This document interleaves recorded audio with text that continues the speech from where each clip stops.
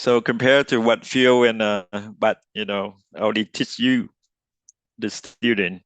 I mean, my portion should be easy if you guys learn, the first the floor planning and the CTS correctly. If we learn how to do a good job on those two classes, then the routing step should be easy. So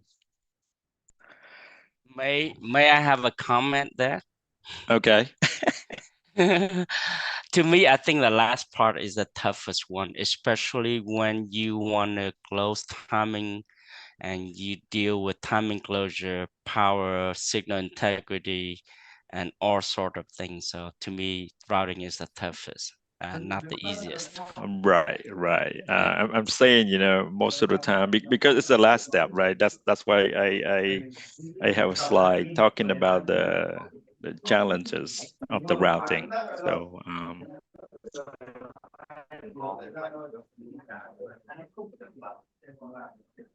I think somebody is talking. So hopefully, Yeah, yeah.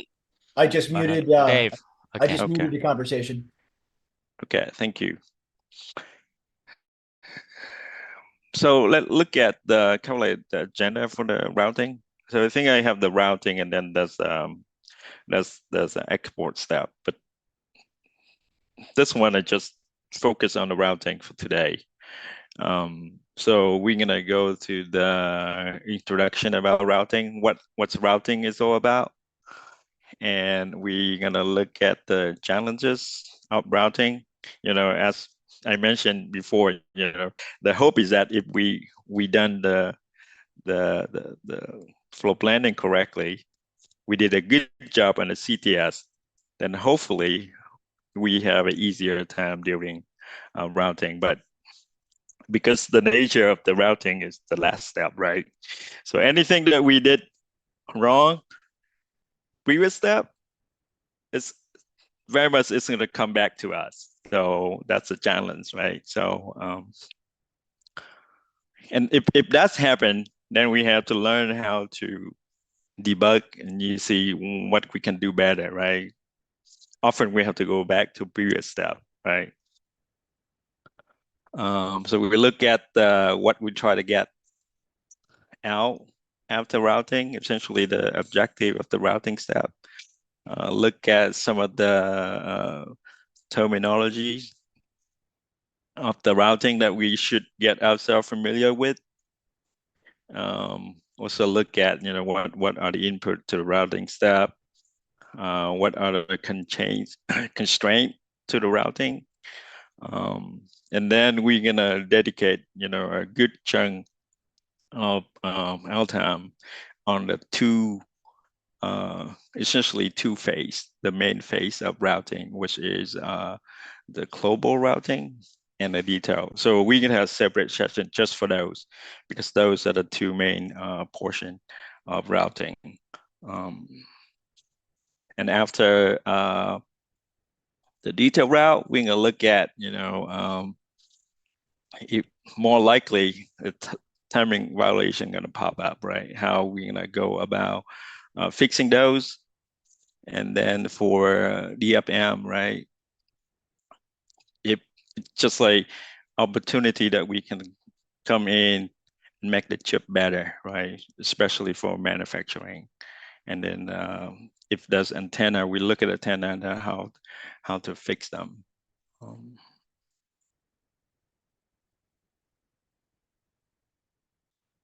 Okay.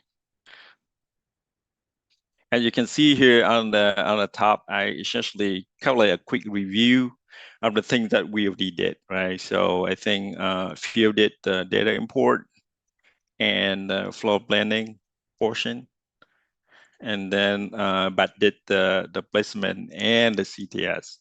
So I'm gonna take care of the routing and the data export. So together we have, I think it's kind of like neat, right? So we have 3 months, and then kind of like broken down into 6 different sections. So, okay. And by the way, you can stop me anytime you want, if something new you're not quite sure what I'm talking about, then we can talk about it. So make it more fun and flexible.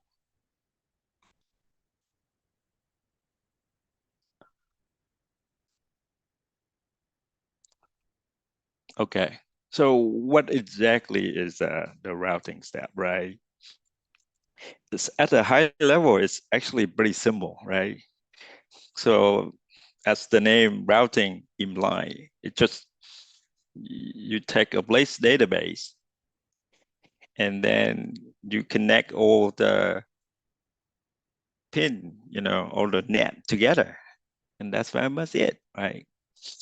I think that the challenge is come when for routing is slightly different from previous step is we actually put down the real wire, right? It's no longer an estimate up, where the routing should go, but this is where we have to put down the wire, right? So if something go wrong, we're gonna see it, right? So that's the challenge.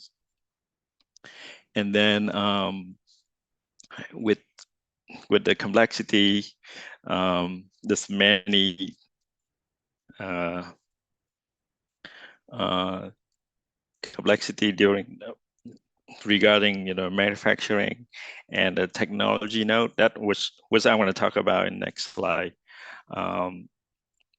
Realistically, the routing and break down into two portions, right?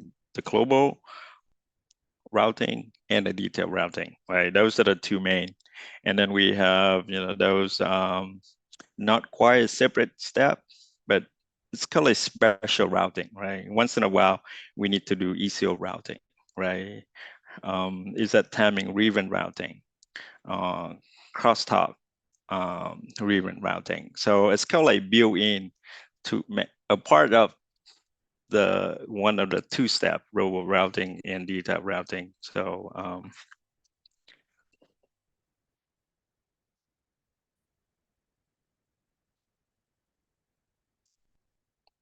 okay, any questions so far?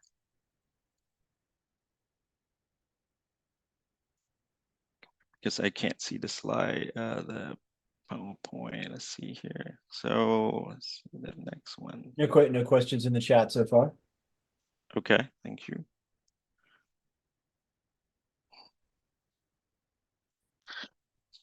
So as I mentioned, I kind of underplay the importance of this step. It's actually rather quite challenging, right? As I mentioned previously, if something go wrong, it's going to be really bad, right? So hopefully that we then now we spend enough time, figure out, come up with a good flow plan, did a good job during CTS, and hopefully we come to this this routing step with essentially with the best possible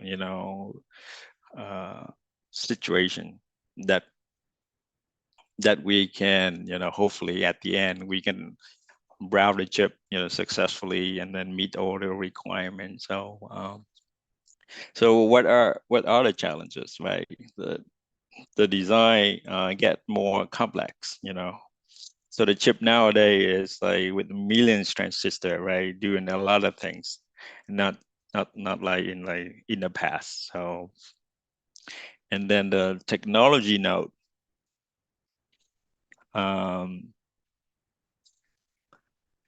things getting smaller, right? The layers, right? We're talking about like not just 5 or 6 layers. We're talking about like 20 or even more layers, right? And the layers are different. The thickness is different, the width is different, um, and as a result of that,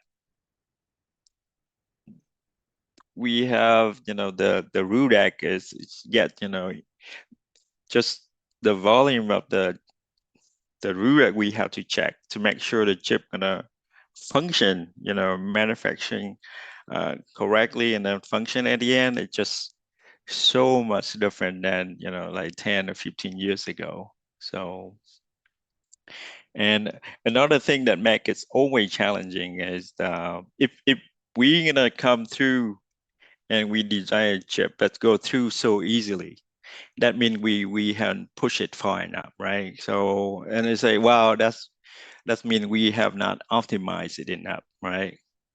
We need to make it better. So that's the desire to always make it lower power, higher performance in a smaller area, right? That's continue strive for a better product. So that make our job actually harder, right? Because if we make it too easy, then we only come back and say, let's try a little bit harder. So, and here it just, the point here is that this step is dependent heavily on the quality of the previous step, right? If we did a good job in previous step, then hopefully we get an easier time doing this. If we mess up, then definitely you're not going to be able to go through this step. It's very much more likely we're going to fail. So, and one of the reasons for that is because when we get to this point, right? So very much everything has been fixed, right? Everything that we think we should change, we committed, right? How the chip gonna look like, where the macro gonna be placed. So all those we already make the decision on those, right? So this is just like put everything together, right? Just connect everything together, right? So we don't have a lot of choices. The last step is just, yeah, let's connect everything together, right? So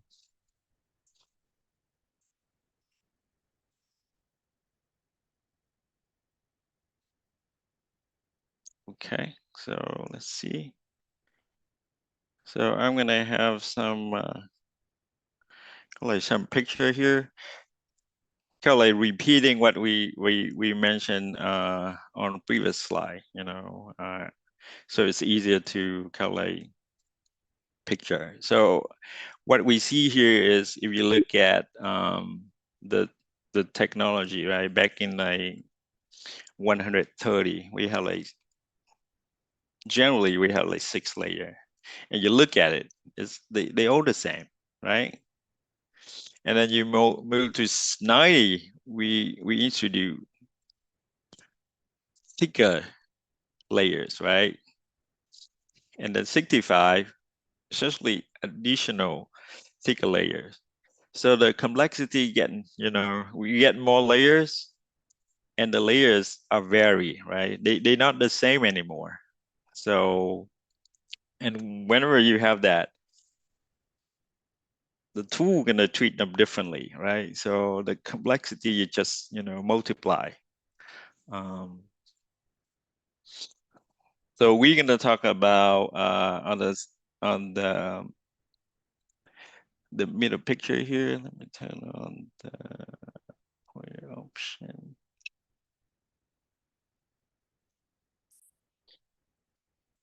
We're going to talk about the G cell later, but essentially just compare on a thin, within the same die or chip that we're working on, depend on which layer, um, the number of track and routing resource within the same G cell, very different, right? We just, on the top layer, we can only fit like just a few, but on the lower layer, we can fit like 10, 15, right? So, and then the same thing very much for via here. So the thickness of the metal chain, the via chain, right? And that lead to what? The spacing of the ERC gonna change, right? The complexity multiply again, right? So, and you can see here the same The same story here, right? So on a older technology, the spacing very much uniform, right? It's just certain X number. But as the technology keep advancing, the spacing rule is very complex, right? So it's not going to be like just a single rule. It's going to have like fat marrow rule. It's so complex, right? So, and that add to the things that the tool has to consider. So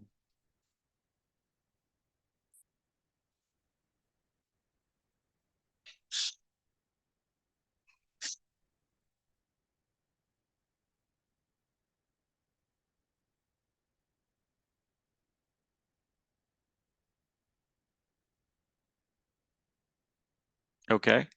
So what are the objective of the routing step? What we try to achieve, right? So the first one, I think, is probably the most important, is that all net has to be routed or connected, right?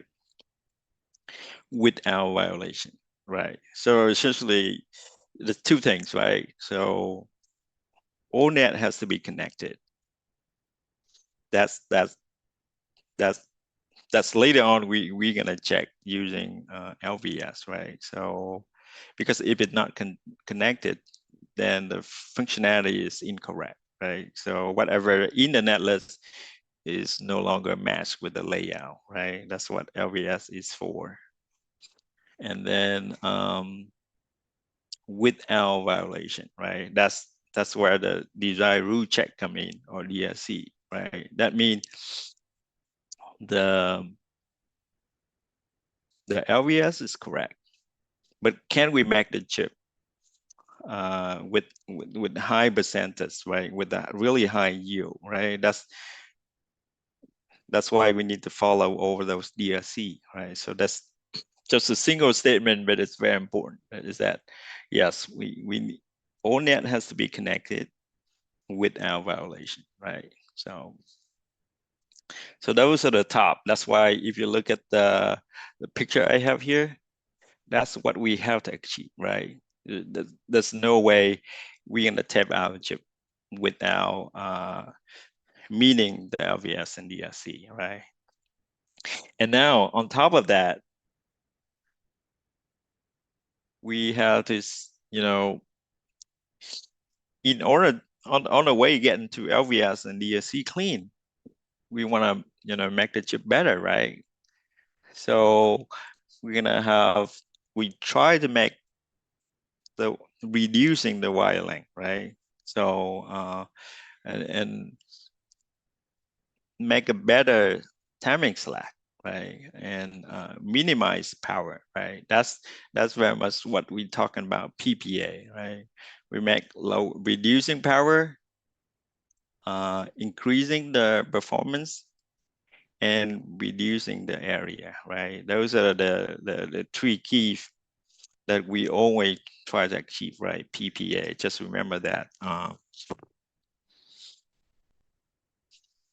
And then what happened if we can't get it to work, right? And I think that's where our job come in, right? If we can't get it to be routed, and we can't get it to be routed cleanly, then what happened, right? So that's where as an engineer, we have to come in and figure out what's wrong. And that's gonna be we're gonna go over that during the next the later class when we talking about global route and detail route, right? That's a technique, certain things that we have to look at to figure out either we can fix it during routing, or if it's so bad that we have to come back, right? How far back we have to go, right? Is that CTS, or we have to go all the way back to floor planning, right? So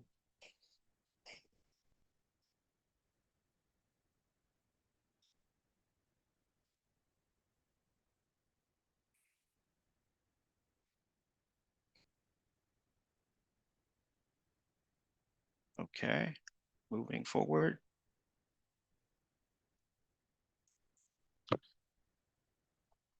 So I'm going to touch on a few kind of like terminology for the routing portion.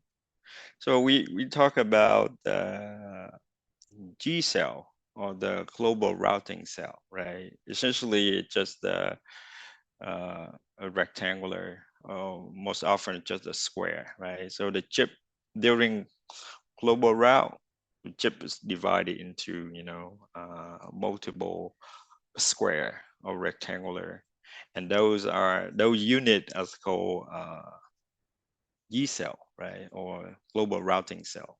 So think of it as divide and conquer, right? So the chip is so huge, and then more likely it's not going to be uniform, right? So you have the standard cell area, you have the macro area, and the layer will not be uniform across, right? So the layer that are available for routing over the macro can be different, very different from the layer that are available over for the standard cell area, right? So having the G cell color divided chip, right? So you look at the cell and then with the neighbor instead of you look at the whole chip.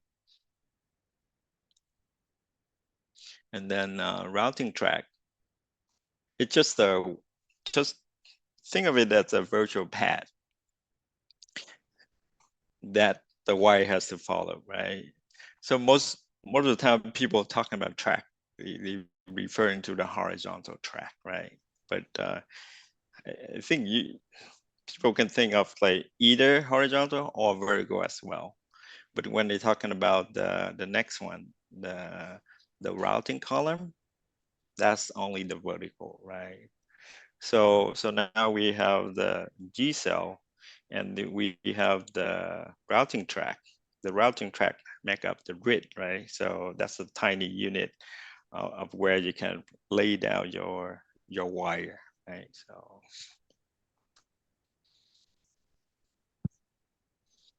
yeah, and the routing region is just the area that contain the routing track, right? So the area that you want to put the tool care about is to put the routing on, right?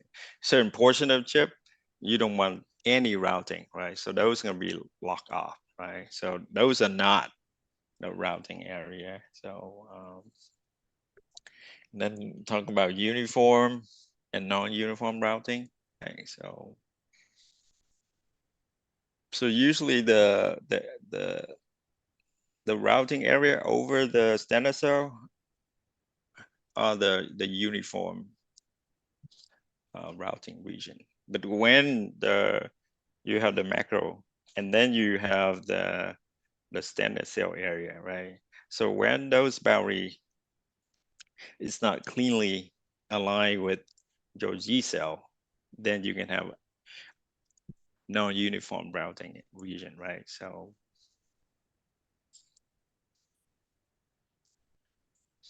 and so usually we have area on the chip that we have macros, right? And the space, so the area with between those macros naturally create like a channel, right? So we call that a channel. So and later on we can look at this. They have like a special routing. We call it channel routing, right? Dedicated for those. And then so very much you look at the channel, right? You have the pin on top and bottom, or left and right, right? So and then signal coming in either top, bottom, or left and right, and then connect to the pin, right? So, and there's another concept called switch box. Essentially, imagine you have like 4 macros, right? Or just like an intersection, right? Where everything come in and then connect to 4 sides, right? So top, bottom, left, and right. So essentially you have one vertical channel and one horizontal channel, right? When they intersect, let's create the switch box, right? So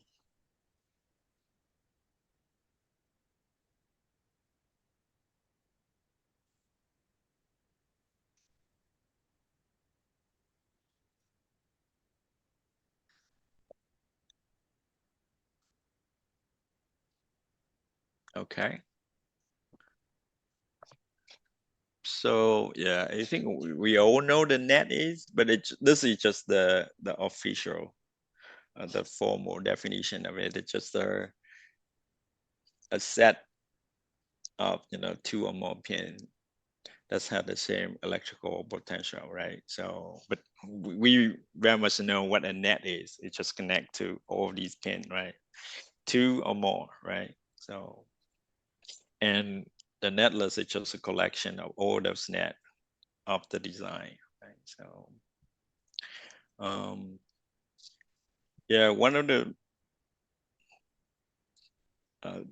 terminology that's very important during routing is congestion, right?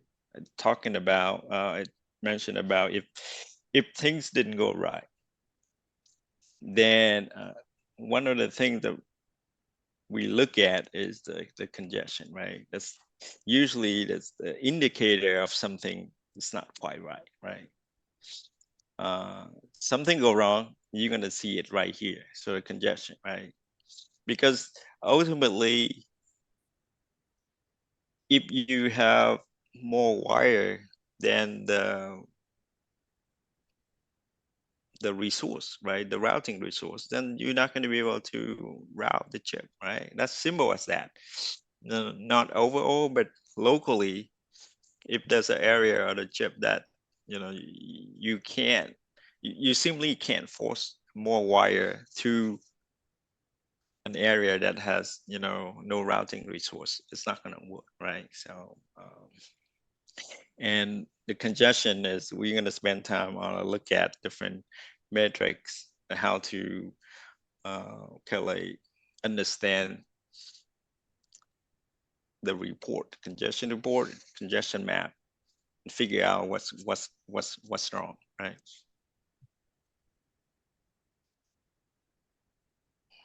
Yeah, a couple of more terms they call like fixed die routing.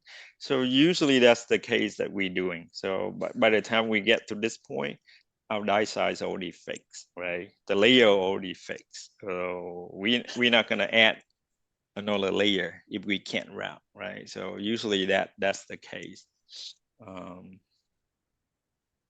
But with old technology, they say, well, there's an option with the variable die routing.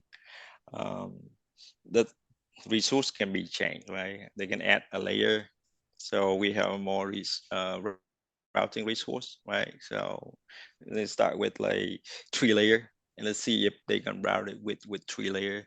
If not, they can just like, okay, let's do 4 layers, right? And yeah, a couple of about the wire pitch and the wire spacing. So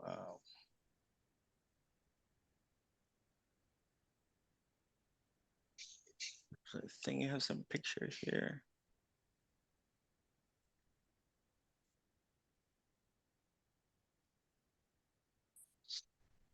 Okay, so these are the some of the terminology that we talk about on a previous slide.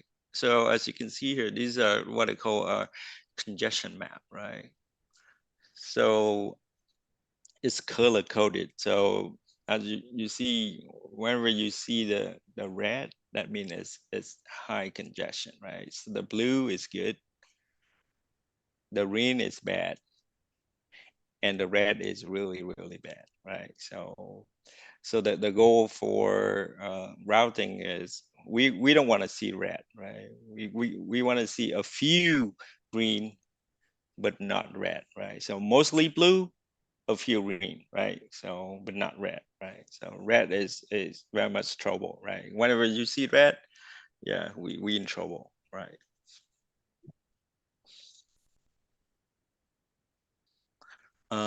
So the top here is the channel, right? So as I talk about, so in this case, it's the top and the bottom, right? Whereas you have the pin and the signal just connect between them, right? So, and switch box is a combination of the two. So instead of just bottom, top and bottom, left and right, now we have just like a square, right? So you can connect, you know, top to bottom, left, right. So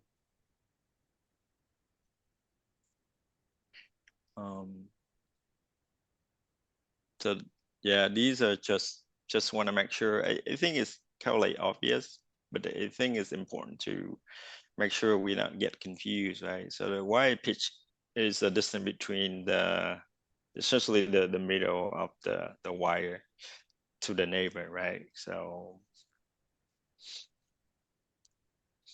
and this is the wire spacing, right? So the distance is just the shortest between the two wire, right? So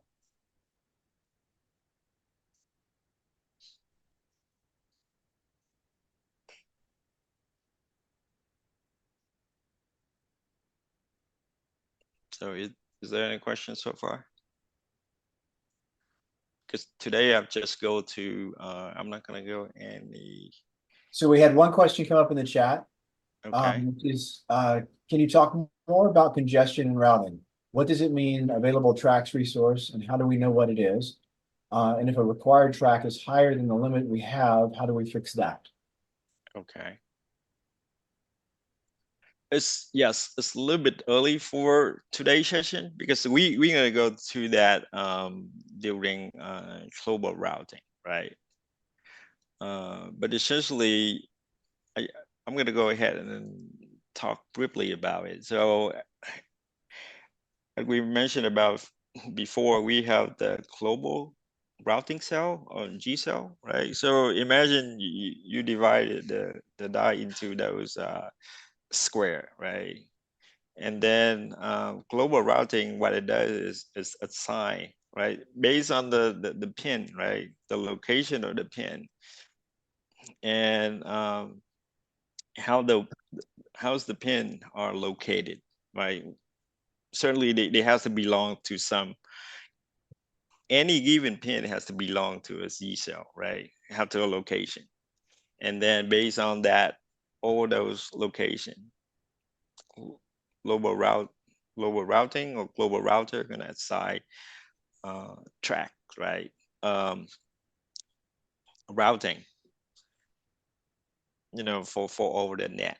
And then so every G cell gonna have a certain net going through, right?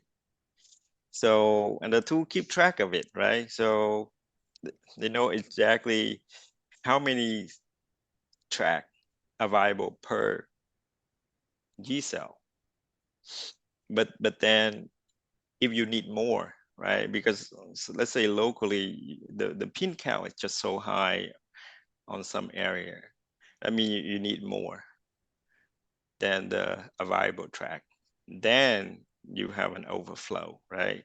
Let's say you have 10 track available, but you have like no, you have like in order to connect all those pins locally, say it need like 11. That means you need one additional track, right? That's the overflow, right? And then if you get to a point, say, wow, I get like 8. That's pretty high. 8 out of 10 is pretty high, right? So there's a metric you can define it, right? What the percentage you consider is a congestion, right? Is that 80%, 90%, or 70%, right? So the within the tool, they they have the mechanism to display those metrics to you in graphically, so you can zoom in and you can see, you know, the number. Let's say 10/8, right? All those numbers you can be able to see it, and I think we're gonna have that in the lab as well. So the short answer is yes, we're gonna talk about it, And but for now, yeah, just think of it as when you need more than what you have, then you have congestion, right? I think that's probably the simplest way to look at it, right? So.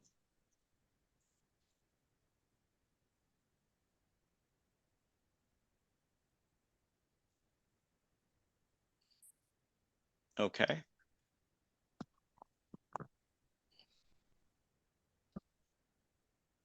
Is that the only question?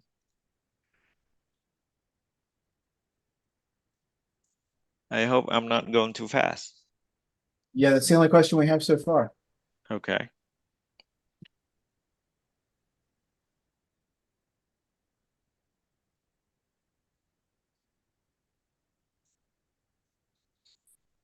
Okay, so we're going to talk about what coming in, right? So for the flow that we're doing, it's very much is, you know, when we're done with the CTS, everything is contained in the database, right? So even though we say in here is we we have a netlist, right, and a place design, but these are actually kind of like built into the CTS database, right? But potentially you can have a netlist, and then you can have let's say a def, right? So you can combine those two, and as an input to the routing stage, that's fine as well. But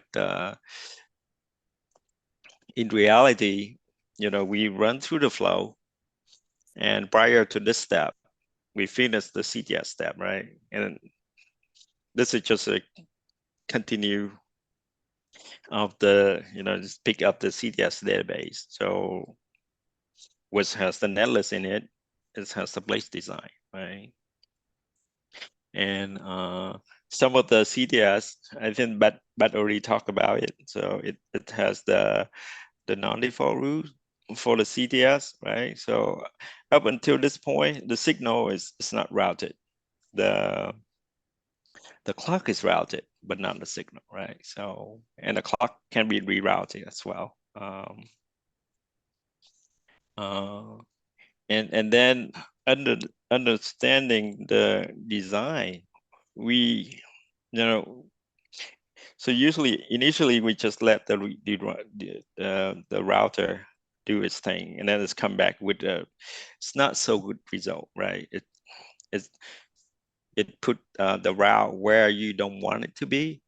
Then that's where the routing blockers come in, right? So we look at the congestion, we look at the route, and then we say, no, I need to redirect certain route, you know, somewhere else, right? Because more often than not, the tool gonna, whenever it see the resource, it's gonna go, right? So it's all based on a cost function, right? So the distance, you know, it look at many different things. So it's gonna see what are viable to it. So sometimes we have to help the tool say, no, don't do that, right?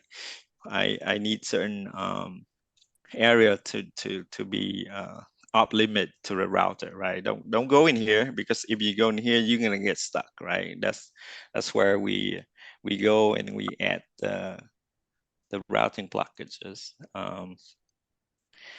And obviously, you know,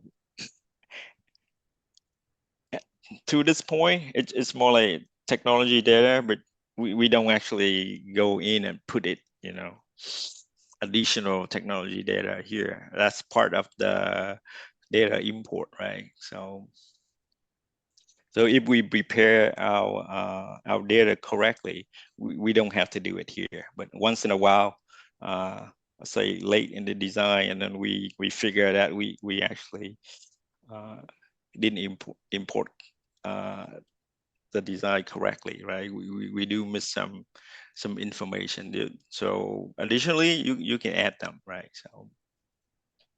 So those are the input to the route, right? So very much the key is a place. a place design, right? Where things are already placed. And now the router job is to go and connect everything together, right? So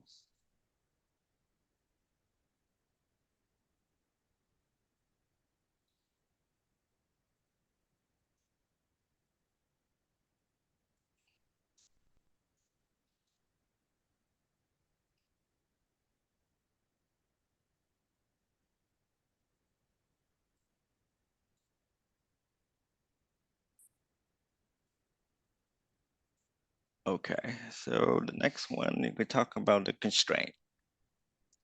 So what are to be considered as the routing constraint, right? So certainly the routing layers, right? So we can tell the router how many layers, right?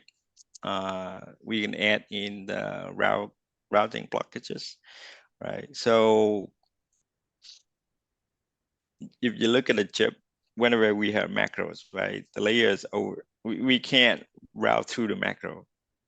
So usually we can only route over, and sometimes you can't even route over, right?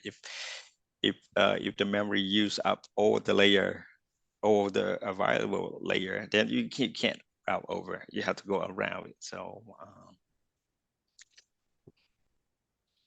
that's the constraint to the router, right? So and then once in a while we have a special net, or very sensitive net, right? So kind of like similar to the clock net, but in this case, it's a signal net that we know that we have to take care of, give it special attention. Then we can create, NDRU for it, right? We can route that net on certain layer with a certain width and with certain spacing to the neighbor, right? Or even we can add the shielding, right, on the sides or top and bottom. So those are the options that we can play with, right? So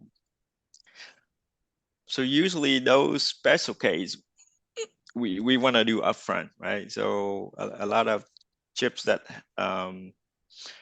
we do have a lot of analogs, right? So the consider like whenever you have the analog portion and the digital portion. So the digital they usually consider very noisy, right? So and then you have an analog signal that come through or near the digital portion. You have to pay good attention to those signal, right? And usually we don't want to do it here during routing. We do it way before, right? So those special net, we're gonna route them first, right? And we shield them, eventually isolate them, away, you know, from the rest of the signal, the essentially the random signal, right? So the one that we say make sure that yes, whatever that happened out there, I want to shield the signal, right? I don't want noise,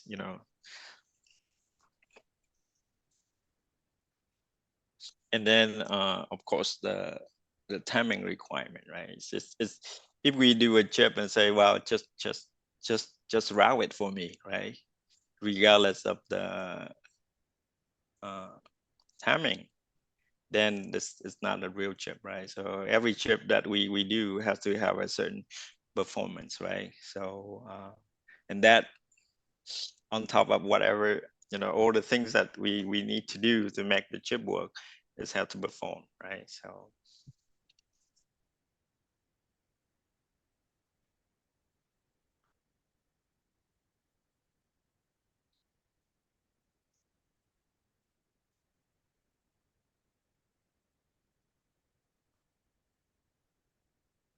any questions so far for me?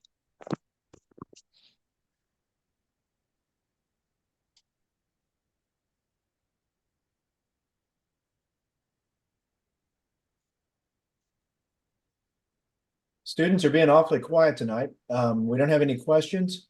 And I'm not seeing anything in the reactions. So students, if we're going too fast or too slow, use the reaction button to let us know so that we can adjust appropriately. And ask your questions in the chat.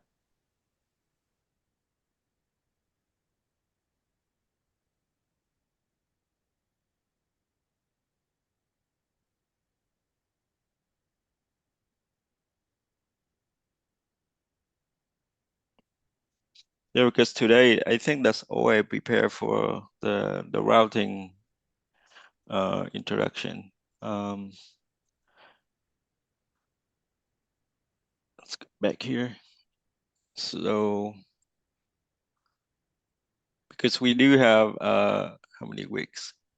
Yeah, we do have 3 weeks dedicated for routing. So that's why we do have time to go to the global routing and the detailed routing in detail. So today is just the introduction to the routing overall, right? So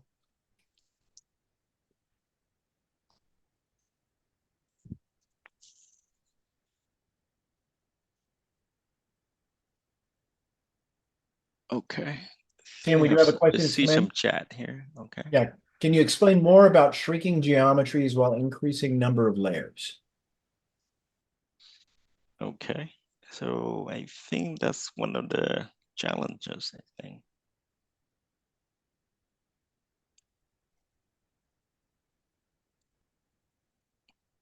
Okay. So as you can see here, right? So when I'm talking about technology node, right? So we go from 130 to 90, 65, 45, and 32. That's what I meant by say make it reducing or shrinking, right? So the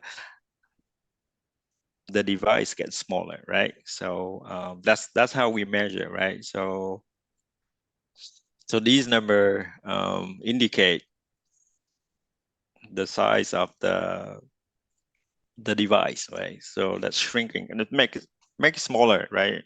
More challenging to manufacture, right? So that's a challenge in itself. And then so in this picture it doesn't show you that, but the wire actually gets smaller. This doesn't represent the correct sizing for the wire. It's just relatively within the technology. Then the way you look at it, say just within here, then yeah, we have like extra layer here for let's say the 90, right? If you go from 130 to 90, then we have extra layer, right? That just have the higher, thicker, and the wider metal, right? So, and then 65, we have more, right? So I think 130 is like just like I think they call it X layer, right? And then like we have like XY, and then we have XYZ, right? So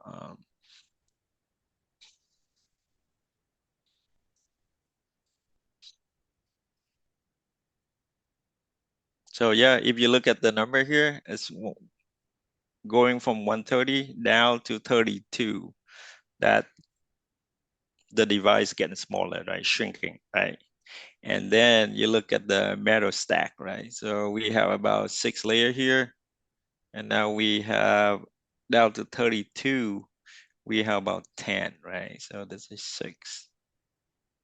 Yeah, 12, right? So the layer, not just the number of layers increase, but they not uniform anymore, right? So if you look at 130, they all the same, right? Just the X layer, right? And if I can add to that, so you might wonder why, right? So as you know, when you get to smaller nodes, the RC delays becomes more prominent. So as compared to the device delays, right? Transistor delays, because the transistors shrink faster than the RCs. So now you have more devices, more functionalities in the same area. So without adding the additional wires, first of all, you cannot wire without the DRC within a small area because the transistor shrinks so fast. And two is that because of the RC delays in smaller nodes, this is only 32, but you look at sub 10, right? 5, 3, 2, 1. The wirings, the wire delays become, more and more prominent. It's a lot worse than transistor delays. So you can see the growth in terms of the RC, in terms of the wiring thicknesses. See it from thin to a little bit thicker and thicker and thicker. TSMC call them, thick, ultra thick, etc. So you see the growth on the thickness. So why the thickness? Because when you shrink the RCs, shrink the wires, the Rs, because of the thin wires, the resistance of the wires become more and more. To increase the speed or to meet the speed requirements, you need smaller Rs. So you cannot shrink on the X dimension. So you cannot grow in the X dimension to improve the R. So you grow vertically. So that's why you see these thicker wires, and many of them added just to be able to route within a small area. Yeah, that's why you say shrinking geometries increase the number of layers and also increase RC delays with respect to transistor delays. Yeah. So, but by the way, I delayed this introduction to let you know Tien Phan is a pioneer in IC design in Vietnam. In 2005, when not many companies did the IC design, he worked for a company called Signet Design Solutions, which is the U.S. company. He went to Vietnam and opened up a design center there in Saigon. And he trained quite a few people there in 2005. And later on, they became key members of the IC design team in different companies. Including Synopsys, Renesas, you name it. There are people from the team that he trained in Vietnam playing key positions in various companies, in one of the 50 companies that do an IC design here. So just to let you know how special Tien is to this training team, and so he's done the training many years ago, like almost 20 years ago, and we're lucky to have him help us over here. So I just want to add that, and thank you, Tien, for a very good lecture today. Yeah, thank you, Phil, for the introduction. Today I want to keep it simple, just the introduction to the routing. There's a lot of things that we can go. Just depend on how deep we want to go. But try to keep in mind of the this is the fundamental, right? So we just want to make sure that we. Hey, can you go back to that slide, that geometry shrinking? I have a couple of things to add. Okay. So you can see another additional complexity that if you shrink in addition to Phil's talking about, if you shrink the geometry down to lower, to like sub 10, nó là gì biết biết là một cái bảng mô tả mà nó tạo ra những cái Hello. Okay. So Get the conversation. okay. So in addition to the challenges, the DRC is also a huge challenge. So at low geometry, there's the impact, the cross impact or the cross effect, not just from near neighbors on the side to side, but it's all 4-dimensional. Is you got to check DRC from top, bottom, to top, side to side. So it's no longer just the 2-dimensional. Now it's a 4-dimensional impact on DRC. So the DRC rules will multiply really fast. Okay, so that's one of the complex down there. And also when the wire is so small that when the manufacturer when they're etching, so they can actually the impact they can edge so that it over edge the wires. So what happened is there's no longer a single pattern. They do what's called double patterning, which is two patterns for one wires so that they can maintain the shapes. Okay. And Buck, it Right. looks like we've got a question. It's right along this idea of 2 dimensions versus 3 and the shapes of the wires. Wenhan Hai asked, in one layer, can we change the thickness of metal? No, so the layers you go from metal one, the layers, the thickness are actually already fixed. Okay, so so you look at the 32 nanometers, right? Metal 1, 2, and 3. So 1, 2, and 3, all those number of layers, the thickness are fixed. Okay, you cannot change the thickness of the metal. You can choose a different layer. So for example, if you see the higher layer is slightly thicker, right? So you can choose to route in those layers. So it's thicker, but you can't change the thickness of the metal. You can change the layer routings depending on the thickness that you like that you want, but you cannot change the width. I mean the thickness of the wire. Yeah, the reason for that is that's a recipe for manufacturing, so Right. you cannot change it. But design-wise, you can change the width, but not the thickness. Right. You can change the width of the wires. Yeah. Provided Can- you Yeah. use the DRC rules. Yeah.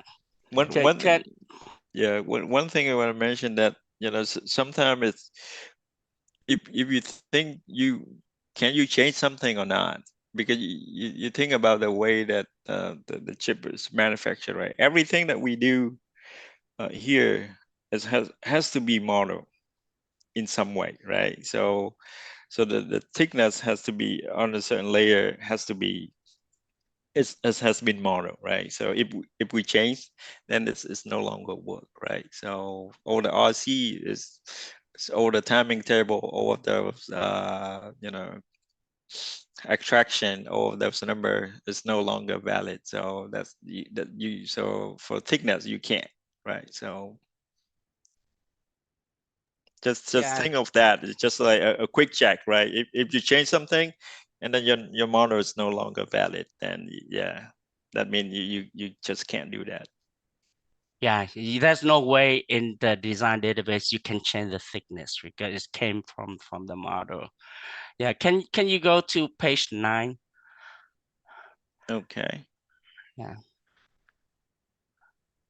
Yeah, so I just want to address earlier question from Nguyễn Lê Minh, even though you're gonna talk about it later, but since the question is fresh in the mind, so when Nguyễn Lê Minh asks if the required track is higher than the limit we have, meaning that if you have a G cell, right?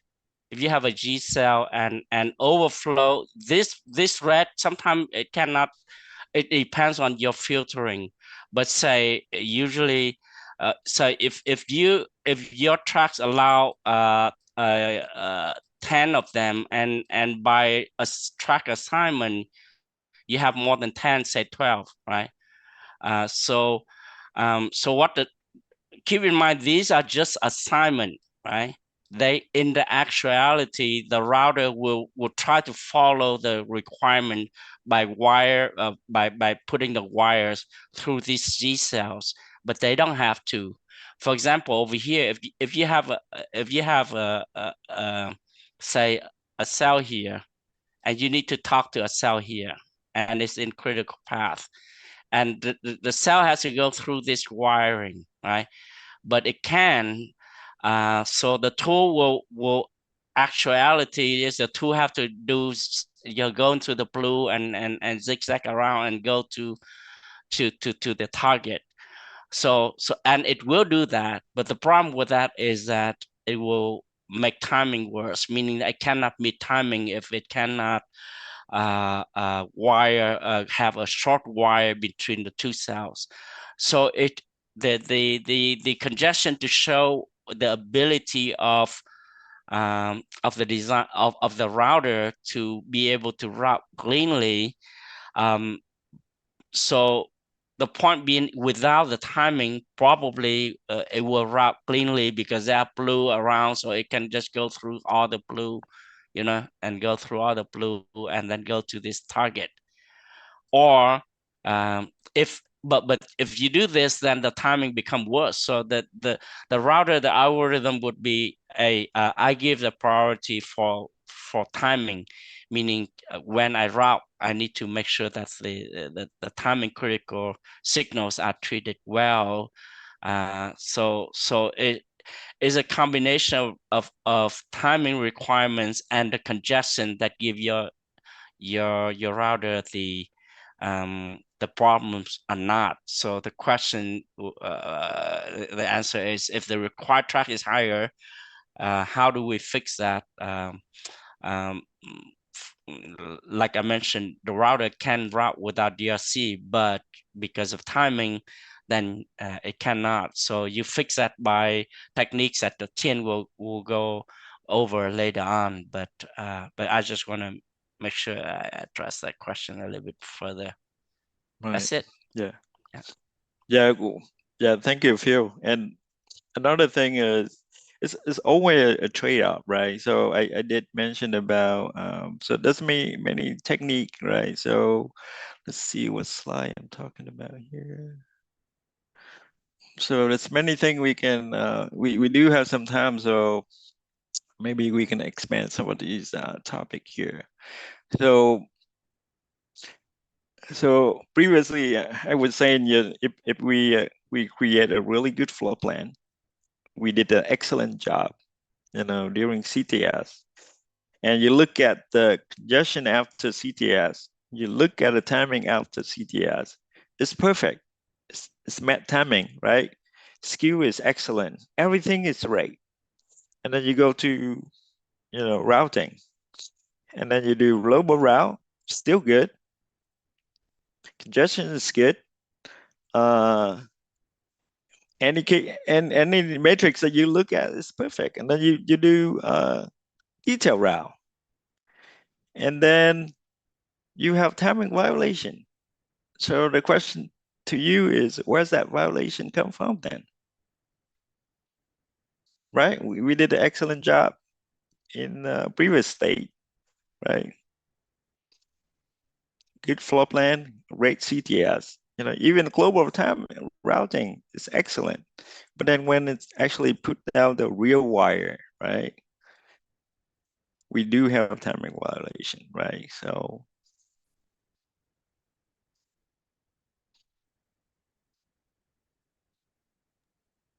Tien, we're a little bit after the hour. If you'd like to take a 5-minute break at this point. yes, I think probably yes, we can do 5 minutes and then Carly think of that, and then I think there's quite a few things that I want to expand a little bit more because we do have time. So thank you, All right, great. Dave. All right, we'll come back at 12 minutes past. I'll have a clock on the screen for us. All right, thank you.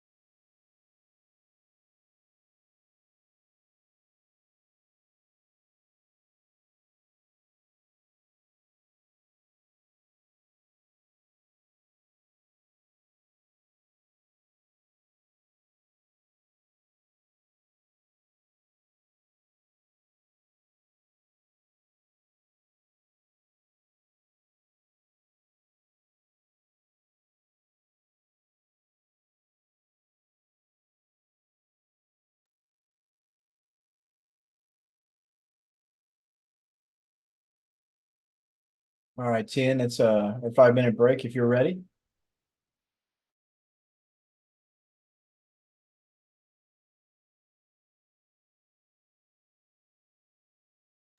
All right, thanks there. So let me share my screen again. There's a question in the chat, Tien. Okay. Let me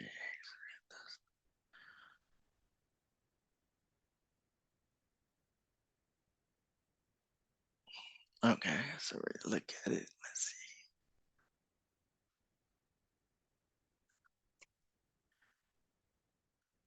see. Okay.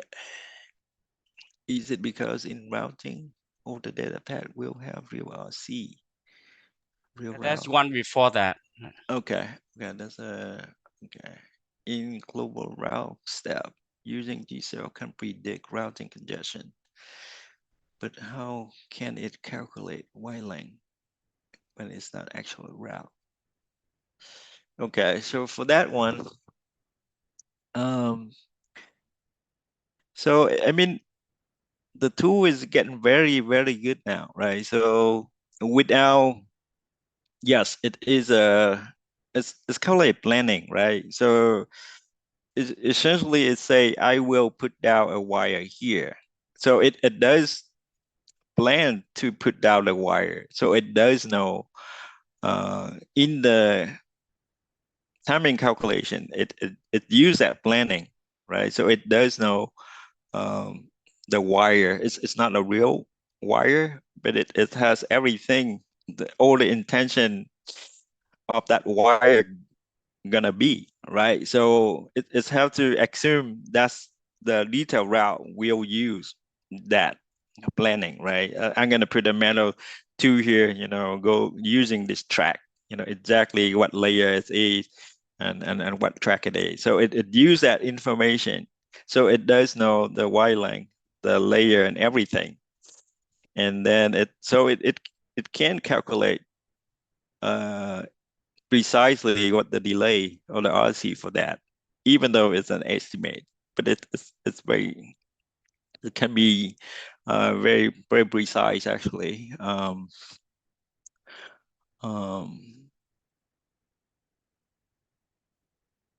So the answer to you is yes, it is a prediction, but it can be very accurate.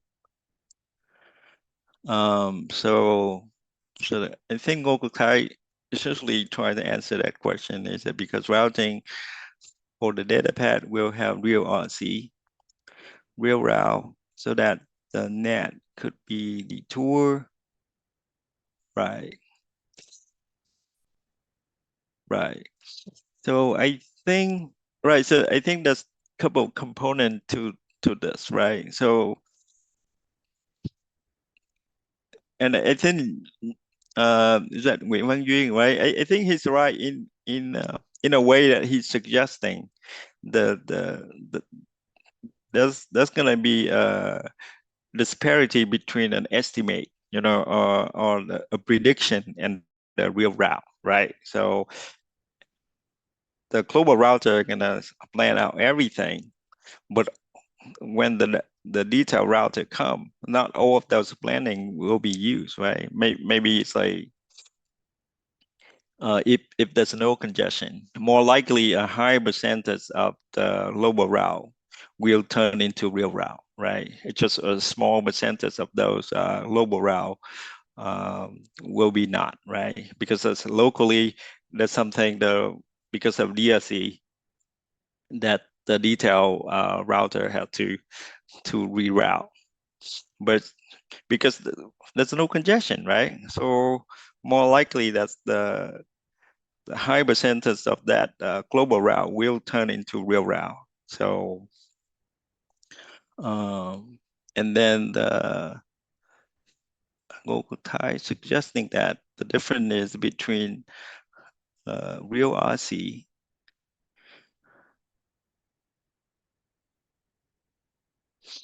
Yeah, but I was talking about the the incoming data is so good. Essentially, we have no congestion, right? That means more likely we're not gonna have the detour, right? So usually, personally, I've seen this before, and usually because we don't have the correct, let's see here.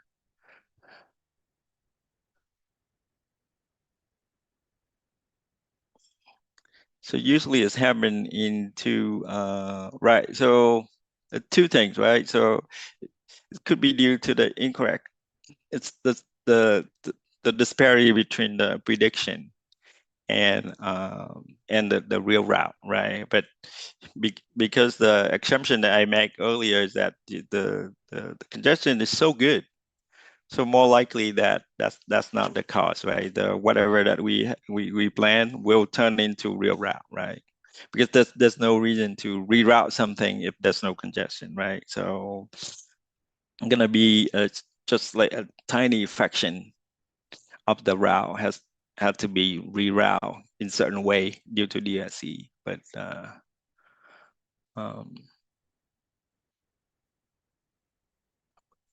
and then another thing is Global Thai real RC. I think here gets a good point here is that the signal, the SI, right? So usually by default, when we run global route, we do not consider the SI, right? Because it's just a matter of trade-off, right? So when you do the global route, by nature, it's not a final route, right? So unless you know ahead of time that your design will have some SI issue, right? So by default, global route are not going to consider timing ribbon or SI, right? So you can turn it on, but it's going to take longer, right? So by default, the tool is a trade-off between quality and runtime. So by default, you know, the tool not going to run with timing ribbon global route and crosstalk aware global route, right? So, and once in a while, that happen to be, you know, the key difference between the global route and the detail route, right? So locally, there's some crosstalk, right? So you have a long wire running in parallel, you know, and then it's just bad. There's no congestion, right? But the tool didn't look at the crosstalk. So all these, you know, long wires just running along, right?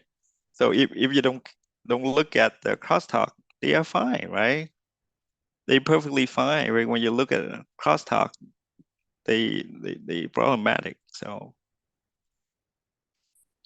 and I think Phil wanna add something.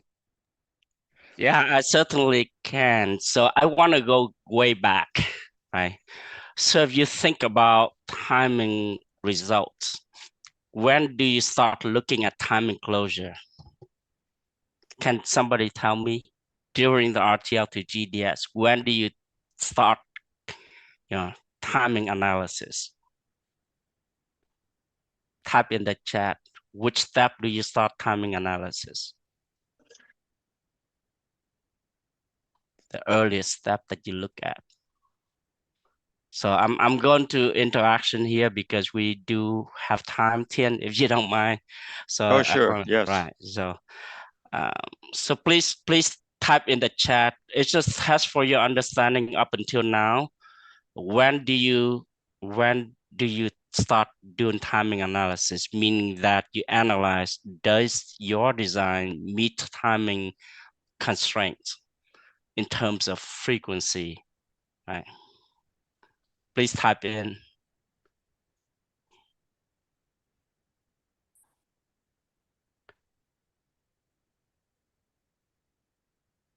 Try your best, and no answer is stupid answer. So just type it in. I just want to make sure, yeah, we can cover things that are not clear to you.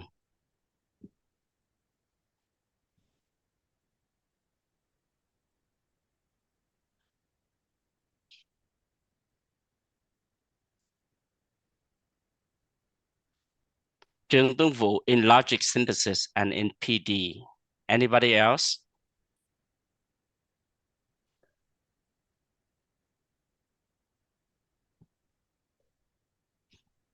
Which part you mean of PD steps? You right. So what are the PD steps, right? Synthesis,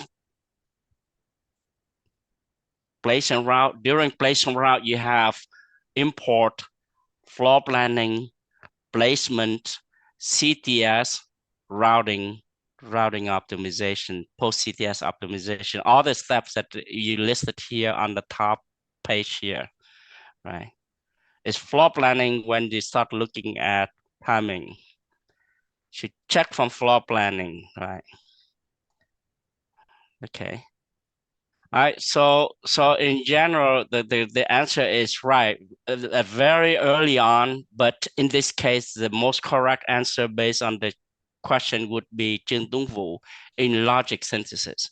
So when you synthesize, you already say does your design meet timing.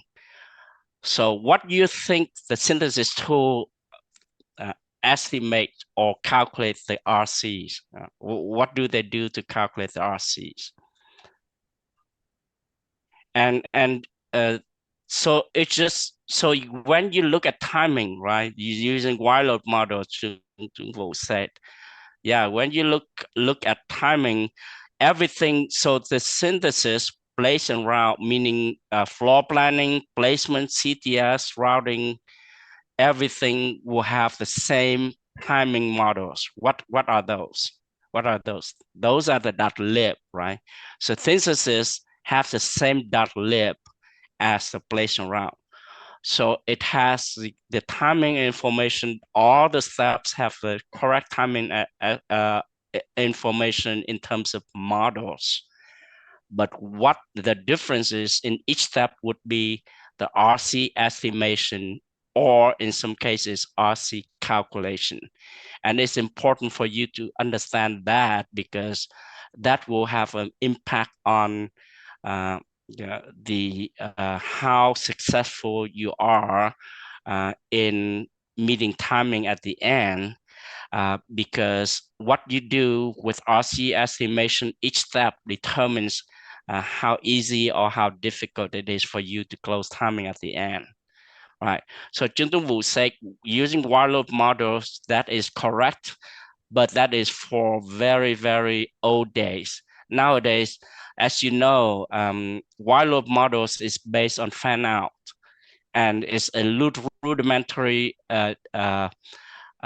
way of calculating RC, for example, and it's not aware of your chip physical. See if I can annotate. So if you have a chip and you have one gate in critical path and driving you have 3 gates, one is here, another one is this corner, right? With while loop models versus one gate here and driving 2 gates next to each other. In while loop models, these 2 RCs are exactly the same. Providing that this is the smaller area, because while loop models does have different while loop models depending on the box that you create the while loop models in. But say it's the same box. This is a shorter wire, but this is a much longer wire because of the location of these cells. In while loop models, they both have the same RCs. So now you talk about PLE, physically aware synthesis, where you feed in you feed in a floor plan. So the floor plan is aware of the location of these guys, and it is smarter in terms of estimating wiring. But they, at synthesis, they still estimating wiring, right? So in synthesis, you estimate wiring based on the rudimentary floor plan. So in placement, but synthesis is not aware of where different cells are placed. It's just a very, very basic floor plan that it does very quick estimate of where all the cells and macros are. And during placement, the cells move around, right? So your cells become arranged in such a way that it will meet timing. Now in placement, it's still an estimation because there's no wiring yet. So the estimation of the placement is based on the certain placement locations of all the cells. So that's one estimation. But during that time, there's no clock tree. So clock tree is still ideals and model, like Bart was covering, models by your different latency and skew modeling. And then when after CTS, then everything is calculated and the locations of the cells are known. But CTS wiring estimation still based on these kind of global route. Global route meaning that I plan to have route in certain boxes, for certain signal going through boxes, not very generic lines, but very smartly designed for track assignment. So you more accurate to the final locations, final routing, but you still an estimation because you don't know in this guy, you have all the layers, the actual layers and all the vias, right? So all these vias. So you actually have, you can calculate the coupling caps between the two wires that go to next to each other at certain distance and everything. So after routing, you have very accurate representation of the RC, including the vias and everything. But during routing, when you do RC estimation or RC extraction, it's still not as accurate as when you do a standalone RC extraction using QRC or star RCXC, which is the sign-off RC extraction, right? So this is another level. So the accuracy of the RCs during route is really important, that it is as compared as the actual RC generated by the most accurate tool. So these two have to be very similar, so that you won't have surprises in timing. If your placing route say I meet timing here, when you do RC extraction, you go to the sign off timing analysis, which is the most accurate way of signing off. This timing in here better not having a lot of surprises compared to what Innovus is seeing in terms of timing. Likewise, what Innovus see as a timing should not be very different from what your synthesis is seeing, right? So what we call is correlation is really important. When you have timing in synthesis, the closer you are to the actual reality, the better. Otherwise, if you're not accurate during this time or during placement or CTS, you have harder time closing timing here, because the later in the flow, the less things that you can do to fix timing. That's a long answer, but Right, thank you, Phil. So right, and then it's always, as I mentioned, it's always reality is not about you can do like get the best result every single step, right? Because that gonna take forever to finish the chip, right? So usually the tool vendor usually like go with the default, right? Then the early step is good enough, and then I move on, right? With a reasonable runtime, and then you move on. Because if you look at it, it's still estimate, right? So even though you try to get like perfect timing in synthesis, in placement and CTS, it's still estimation, right? So it's get good enough, and then with reasonable runtime, and then you move on, right? So because some of the supposed issue of violation that you've seen in the early step may be bogus, right? So, but the thing with routing is it's the final, right? So what you see in the routing is things that you have to fix. And then if you can't fix, then you have to figure out what went wrong, right? Do we have to go back to CTS? Things that, you know, the estimation didn't do a good job, right? Because they overestimate a portion of the section of the chip, right? Where you know, another one that they think that was violation, but then after routing, it's actually go away. So another set of timing violation pop up that has never shown up before, right? So those are the things that that's why it's only a trade-off, right? And then and I think Phil only also touched on the issue between the cell delay and the RC delay, right? So if long time ago, right, people would just do synthesis with while loop model, and that's it, right? Because the delay, the cell delay were dominant, right? Let's say 90% of the delay is due to the cell delay. Then why do we care about the wire, right? The RC delay so much? Because it's just a waste of time, right? So, but now the RC delay is dominant, right? That's why if you look at the evolution of the design flow, so what we do is even 4 or 5 years ago, what we do in the back end now start pushing to the front end, right? So now we not only do the synthesis and then we do the place and route.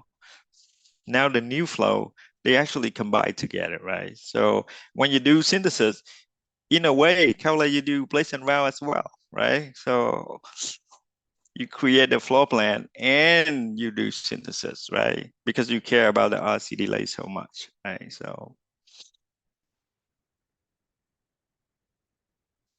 those are the Yeah, new what they challenges call as well, right? what they call shifting left, right? So you take care of the optimization, you know, on as early as you can, and because of the RC delays, it is more and more as compared to the transistor delays. Now you force of taking care of the RC delays in synthesis versus just, you know, post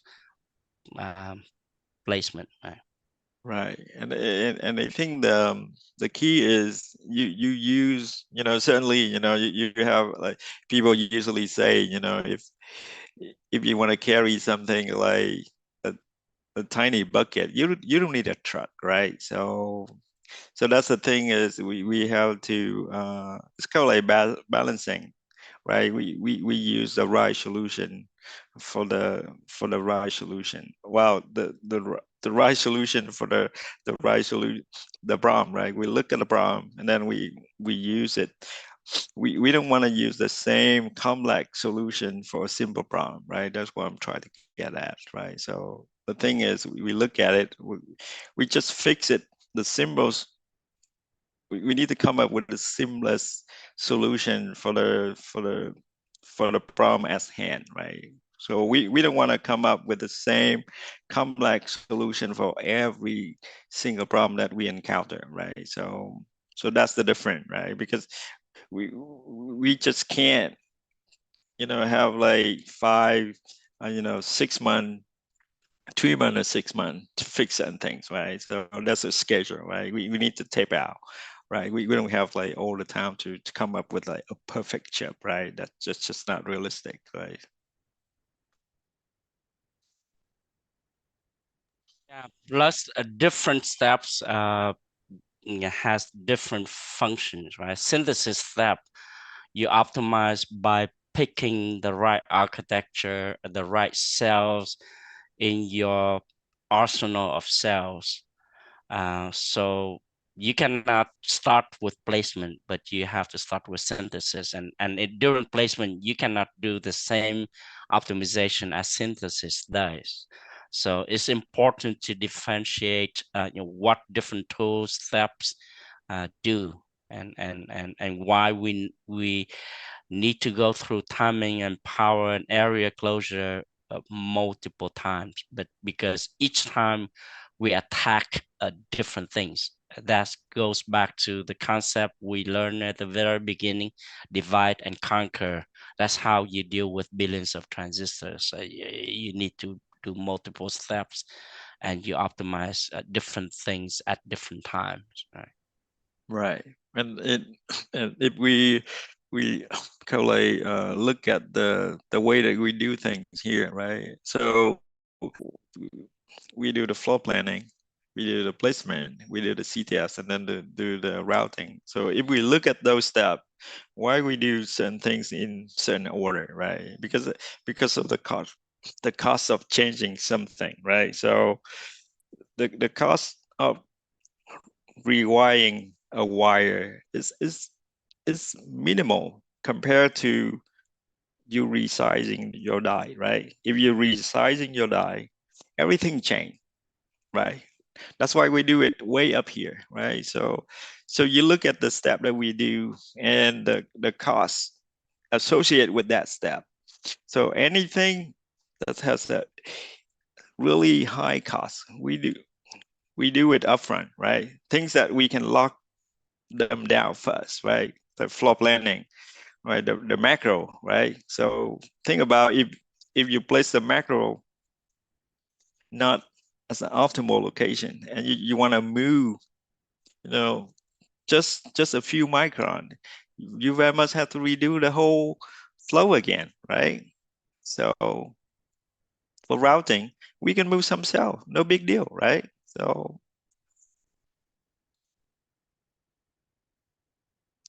the things that we do has a thing about it has a cost associated with it, right? So that's why we do kind of like building a house, right? You put down a foundation and you put up, you plan over how to, what's your room gonna be, right? So those sort of things. So that's why we don't want to come to routing and then figure that, oh, maybe that macro should be on the right instead on the left, right? So that's gonna change everything, right? So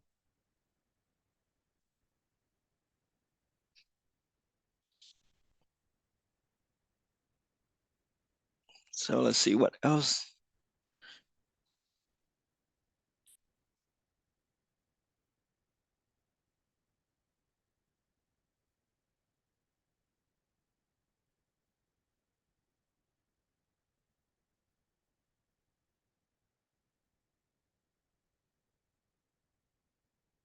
Yeah, it didn't but mention about this, right? So so the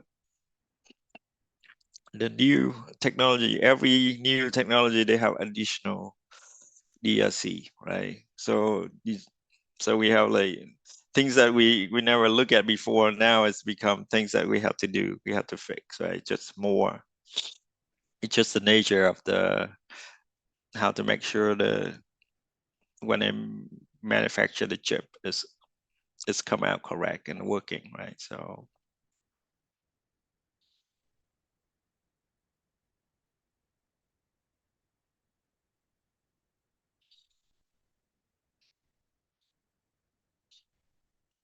I think that's all I have, unless you guys want to add something or any Yeah, maybe question. in step number 2, I know it's an overview and you're gonna touch again, but maybe it's page number 2. Can you go? Okay. Yeah, so it's important for people to know, right?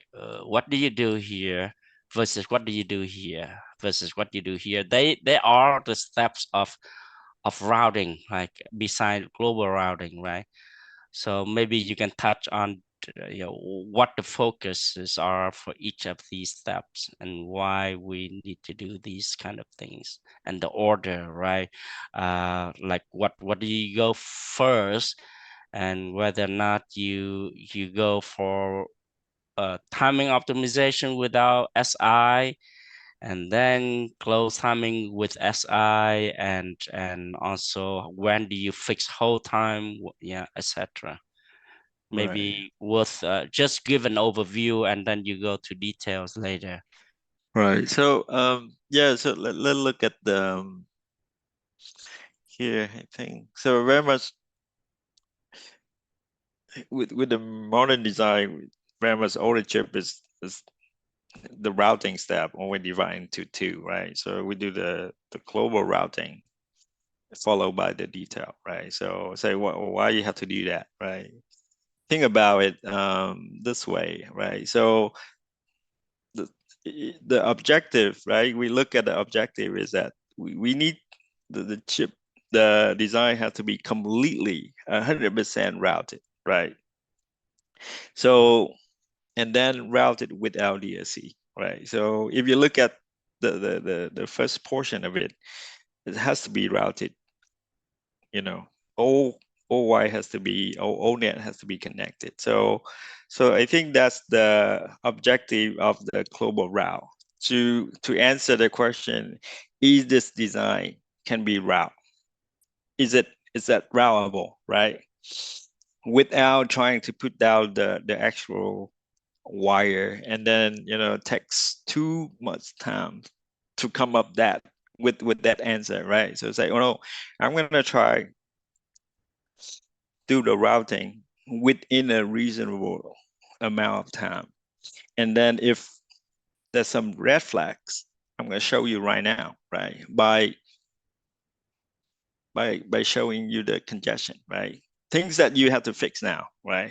You don't have to wait until detail route to figure out that, oh, I can't route the design, right? So that's the kind of like the division of work, right? So okay, so the way to attack is to answer the question routeability, right? That's for the global route.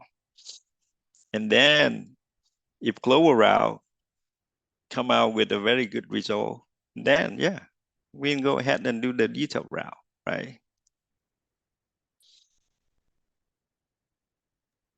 So I want to stop there and ask a question, right? So if during global routing and you find the congestion is pretty bad, maybe the student can answer, what do you do after that? Do you go forward or you go backward? And what do you do go backward? Where do you go back to?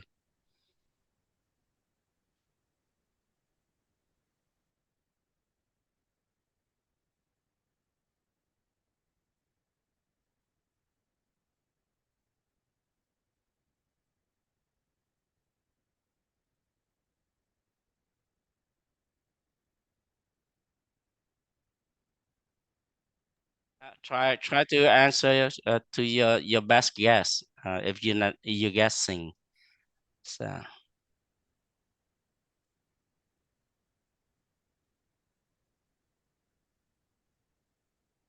do you go back or you go forward if you find out global routing has a lot of congestion problems?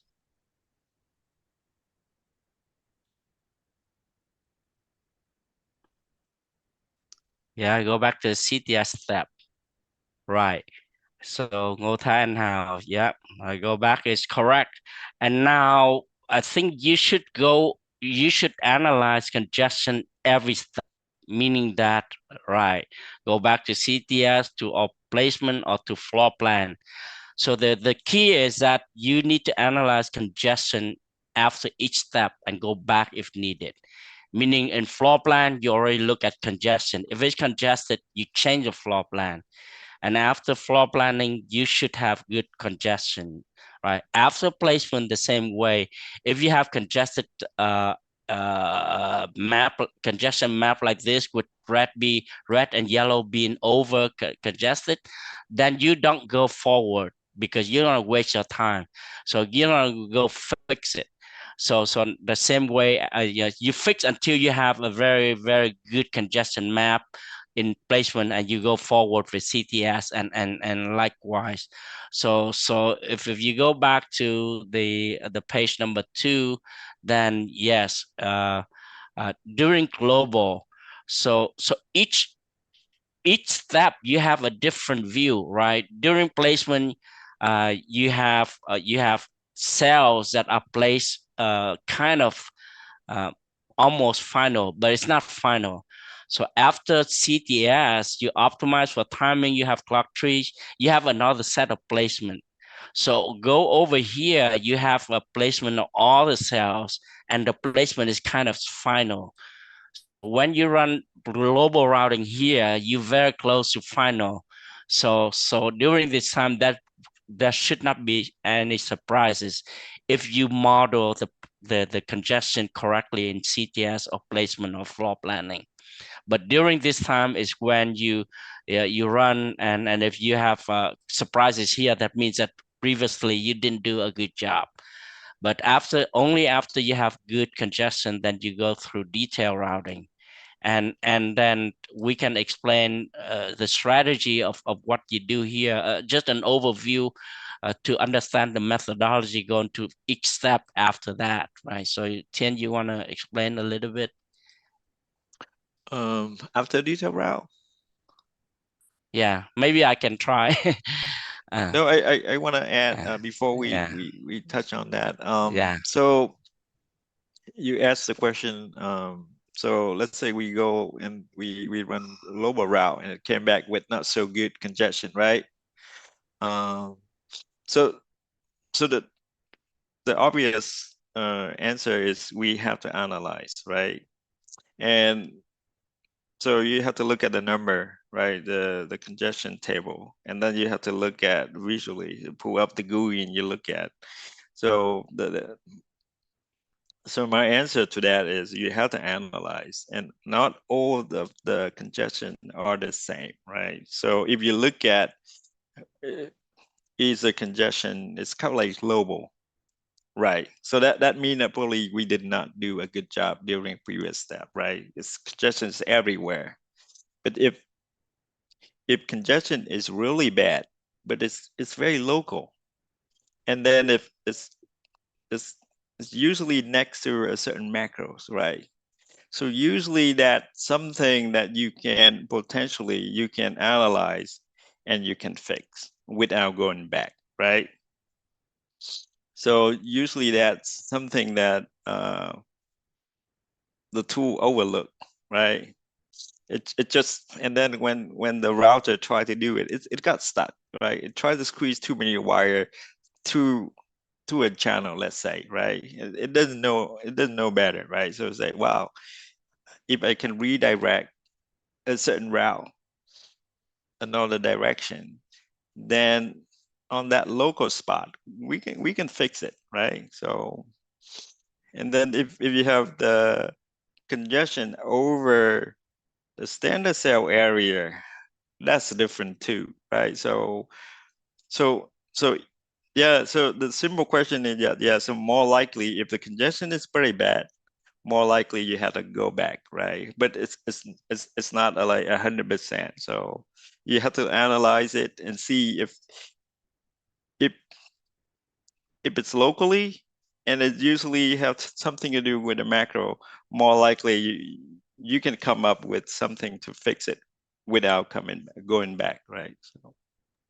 Yeah, that's fair. Meaning that if the fixing doesn't require a lot of movement of the cells, and it involves optimization of the wirings, then absolutely don't go back, right? Because wiring is what router does best. But if it requires some replacement of the cells or the macros, you better off going back to what you call the placer, right? Because that's the placer is a tool to use for placement optimization. When you adjust placement during route, you don't have the good setup. and you will mess up big time if you have to move placement of macros and cells, even though they're local. But if there are enough of them, the router cannot do placement as well as the placement engine. So that's why depends on your problem. I agree with Tien. Sometimes the problem can be addressed without going back. Yeah. So Right, but and another thing is the thing we talk about. I think let's touch about this here. Let me see. Yeah. So multiple things that the router had to look at, right? So we try to get good congestion, but timing not so good. And then said, well, so let run timing ribbon routing.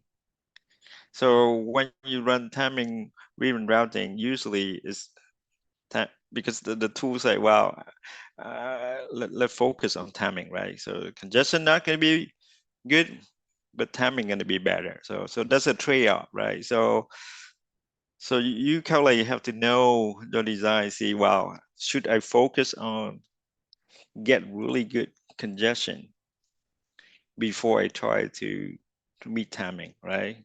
Or say, I try to meet timing first and try to alleviate the congestion later, right? So those are the things that you have to consider, right?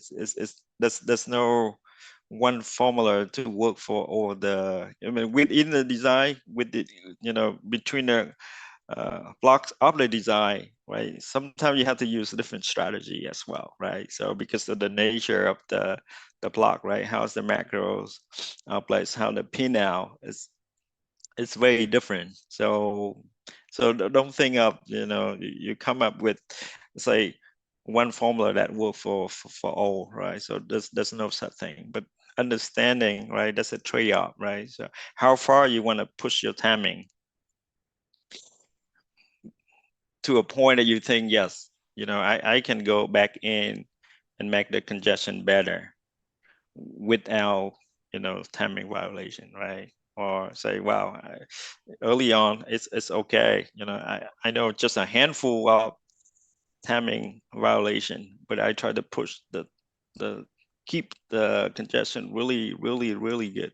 And then later on, just go fix the remaining timing pad, because only a handful it's not going to change the congestion very much, right? So those are the things that I have to look at.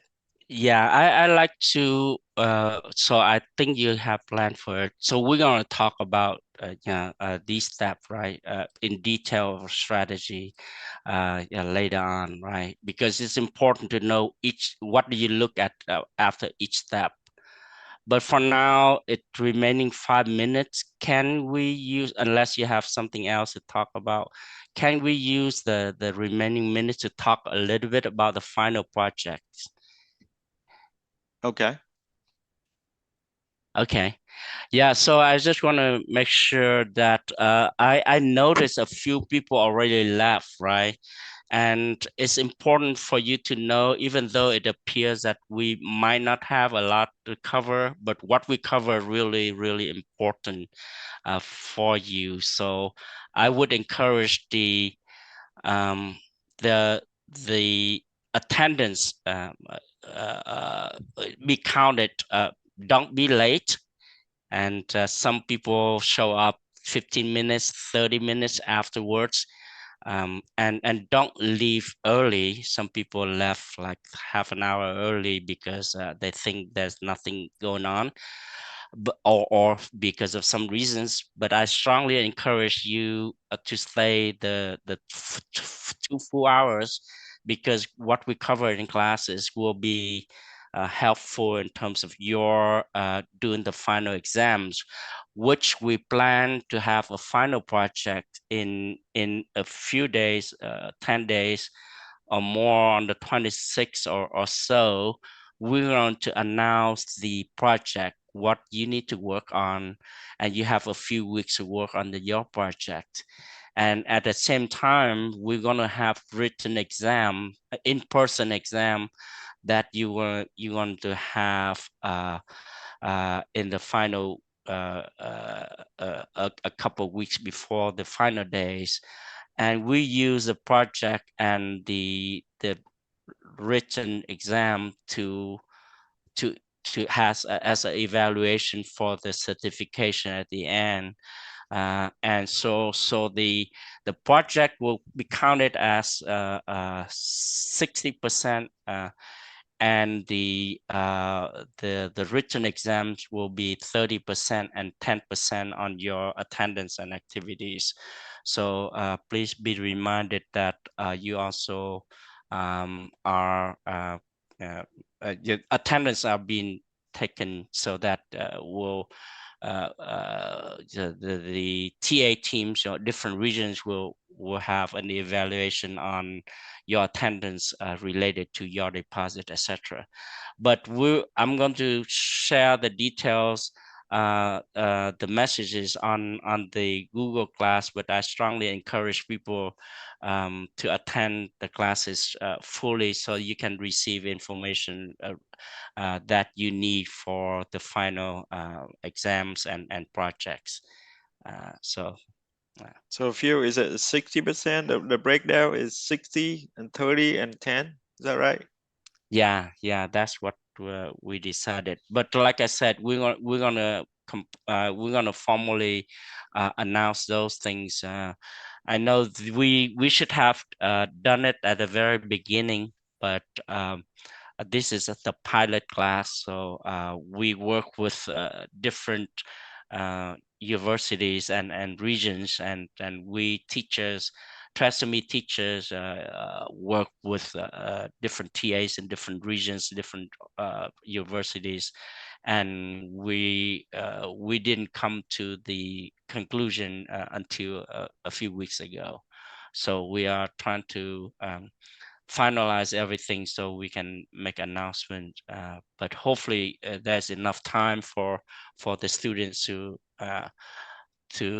do a good job in terms of the final evaluation. But so the reason why I mentioned it early, because if you don't, that the project and the exams will be related directly to what been taught, during these lecture hours and all, and with the labs that we have. So if you don't understand certain things and you worry about not doing a good job in final exams and projects, please feel free to ask questions. If you shy, you don't ask questions here, best that you ask question here, or you can just contact us via the Google Classroom and start asking questions on things that you don't know, or even the question might be, hey, I need help in certain areas, but don't say I need help and please cover from lesson 1 to 20, and then we won't be able to do it. But you have specific question you need help on, please let us know. Like I said, via this chat room, via speaking, or via the Google Classroom, just reach out to the teaching staff. Okay. Yeah, that's all I wanted to say, Tien. Okay. I think we're right on time. Thank you, Phil. So thank you, Bat and Dave and Vũ. I think all of you was here so to support me. So that's right. And thank you, student, for the question. So yeah, we encourage you to participate more. So yeah, it's always good to have the lecture, but I think it's make it interactive is even better, right? So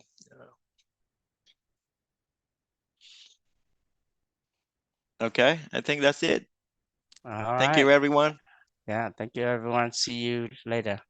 All right, see you on Friday morning in Vietnam. Okay, bye. Bye.